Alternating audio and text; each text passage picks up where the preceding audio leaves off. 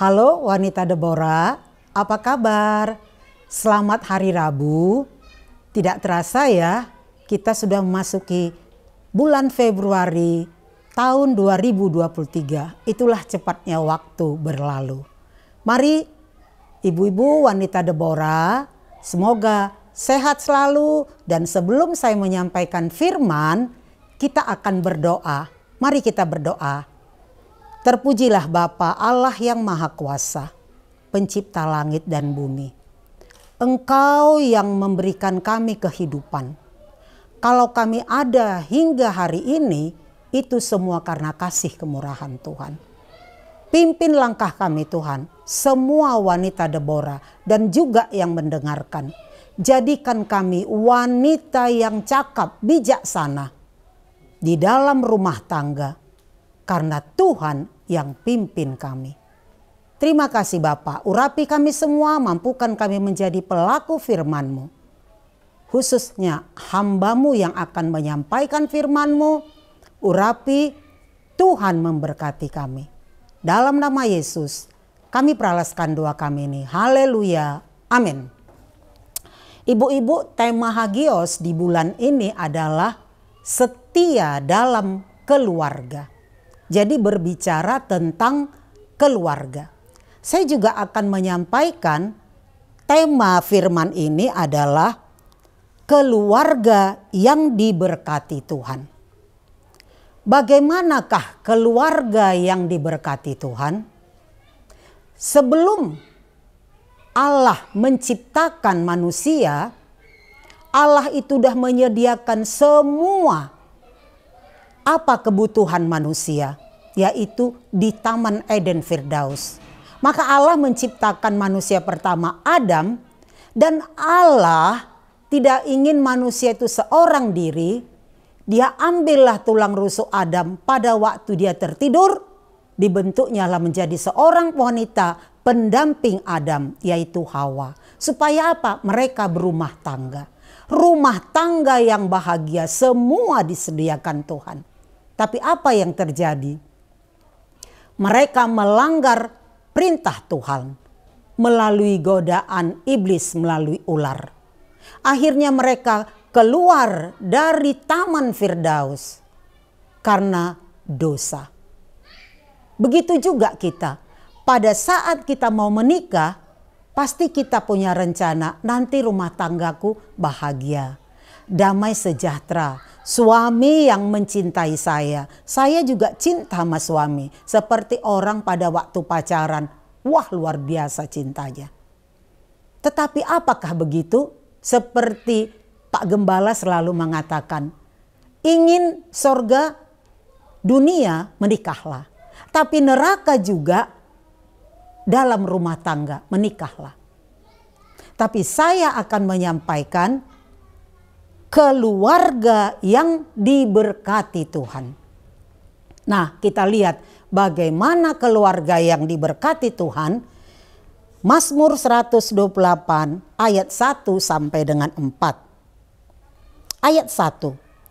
Berbahagialah setiap orang yang takut akan Tuhan dan hidup menurut jalan yang ditunjukkannya.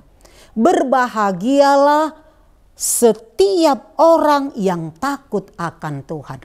Bagaimana takut akan Tuhan? Takut akan Tuhan menjauhi kejahatan. Seperti Ayub, satu-satunya yang dipuji Allah. Soleh, hidup benar, takut akan Tuhan, tidak pernah berbuat kejahatan. Begitu juga dengan kita. Allah itu ingin supaya kita itu hidup sesuai dengan kehendaknya. Jangan seperti ciptaan yang pertama tadi, Adam dan Hawa keluar dari Taman Eden karena melanggar perintah Tuhan. Nah, kemudian apa yang dikatakannya? Yang hidup menurut jalan yang ditunjukkannya, ditunjukkan Tuhan. Coba kita lihat Yosua 1 ayat 7. Janganlah menyimpang ke kanan atau ke kiri, supaya engkau beruntung kemanapun engkau pergi. Jangan menyimpang ke kanan atau ke kiri supaya beruntung. Kalau orang beruntung pasti berbahagia. Kemanapun engkau pergi. Maksudnya apa? hidup kita hidup di jalan yang benar. Allah itu adalah kebenaran. Bapa kita itu adalah kebenaran. Dia ingin anak-anak ciptaannya itu hidup dalam kebenaran. Jadi kalau kita mau beruntung, jangan menyimpang ke kanan ataupun ke kiri, tapi kita berjalan di jalannya Tuhan, lurus, jujur. Tapi apa yang terjadi setelah kita berumah tangga? Suami istri tidak jujur. Pendapatan suami misalnya 5 rupiah dikatakan 3 rupiah kepada istri. Istri juga gitu, tidak jujur di dalam rumah tangga. Kalau keluarga suami yang datang tidak dihiraukan, apalagi kalau mertua. Makanya sering dikatakan mertua perempuan dengan menantu perempuan sering tidak jujur. Tapi kalau keluarga wanita yang datang, wah luar biasa penyambutannya. Ini kan tidak jujur. Tuhan tidak mau yang begitu. Di ayat 2 apa dikatakan? Apabila engkau memakan hasil jerih payah tanganmu, berbahagialah engkau dan baiklah keadaanmu. Kita harus bekerja supaya bisa makan. Itu firman Tuhan katakan. Dan juga hasil kerja keras kita ini, kalau jujur, itu yang diberkati Tuhan. Tapi kalau hasil kerja kita dengan menipu, berbohong, korupsi, itu sekarang merajalela, ini tidak akan diberkati Tuhan. Makanya Tuhan katakan berbahagia kita memakan hasil jerih payah kita. Makanya uang halal diberkati Tuhan, tapi uang haram lari ke setan. Jangan ya Bu ya. Ibu-ibu juga sering bekerja. Apapun pekerjaan kita, jujurlah. Kalau kita menimbang, timbangannya yang benar. Jangan dikorupsi timbangannya. Begitu juga jualannya. Memang kalau tidak bermutu katakan yang benar. Seperti nyanyian Bruri, jangan ada dusta di antara kita. Jadi suami istri itu jangan ada dusta, tapi hidup dalam kebenaran. Ini yang Tuhan inginkan. Ayat 3 apa dikatakan? Istrimu akan menjadi seperti pohon anggur yang subur di dalam rumahmu.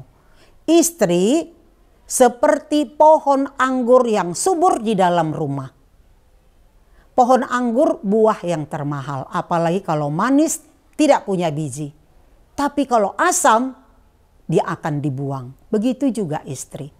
Bagaimana istri yang dipuji, istri yang menjadi seperti pohon anggur. Mari kita lihat di Amsal 31 ayat 10 sampai dengan 12. Istri yang cakap siapakah akan mendapatkannya?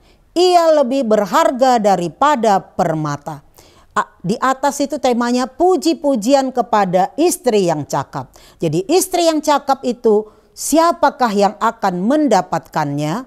Ia lebih berharga daripada permata. Permata adalah perhiasan yang termahal. Kita lebih lagi berharga daripada permata apabila istri cakap dalam rumah tangga.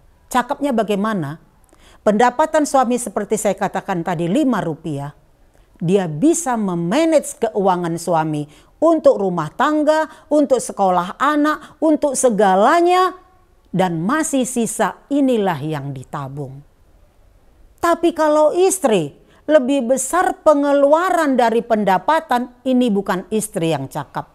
Sehingga dia mau berutang kepada siapa aja. Berbohong. Ini bukan istri yang cakap. Makanya perempuan itu sebagai istri, dia itu sebenarnya sudah sarjana manajemen.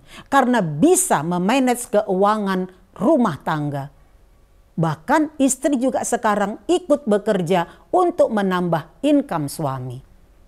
Tapi kita harus bisa memanage keuangan kita sebagai istri. Supaya kita tidak lebih banyak mengeluarkan uang untuk keinginan mata dan keinginan daging. Bukan keinginan yang primer dalam rumah tangga. Terus apa dikatakan lagi sini?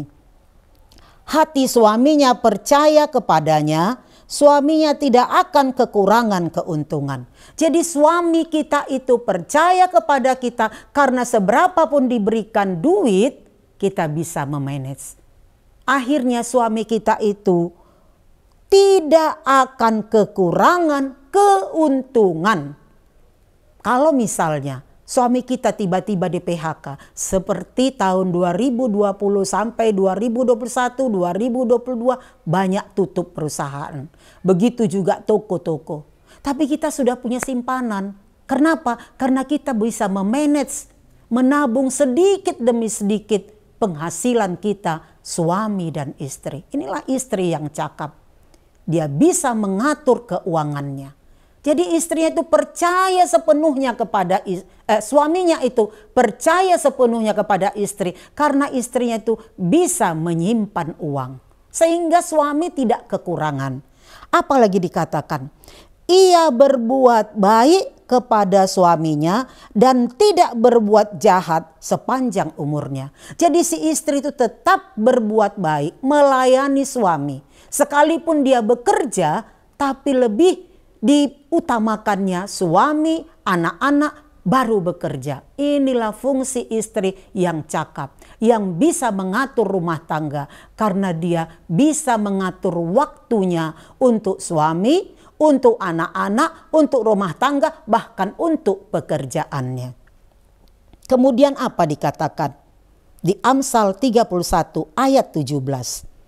Ia mengikat pinggangnya dengan kekuatan. Istri itu harus bisa menghemat. Mengikat pinggang, menahan selera, menahan keinginan mata, menahan keinginan daging. Supaya apa? Punya kekuatan. Punya kekuatan apa? Untuk tidak tergoda oleh keadaan dunia ini. Jadi kita diingatkan, istri itu supaya bisa mengikat pinggangnya, supaya tidak tergoda terhadap tawaran-tawaran dunia. Di ayat 20 dikatakan lagi, ia memberikan tangannya kepada yang tertindas, mengulurkan tangannya kepada yang miskin. Jadi si istri ini menghemat, mengatur keuangan rumah tangga, dialah yang menolong orang-orang miskin sesuai dengan kemampuannya. Menolong orang-orang, menolong khususnya keluarga kita yang tidak mampu sesuai dengan pendapatan kita. Makanya suami itu percaya betul kepada istri karena dia bisa mengatur keuangannya, rumah tangga, keperluan dan keluarga dari suami dan istri. Tidak pilih kasih. Ini istri yang cakap.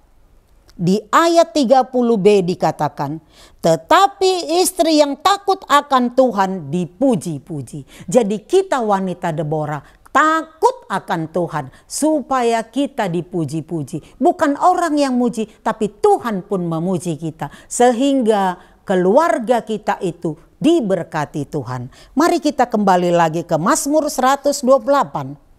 Itu tentang istri. Yang B-nya, anak-anakmu seperti tunas pohon zaitun sekeliling mejamu.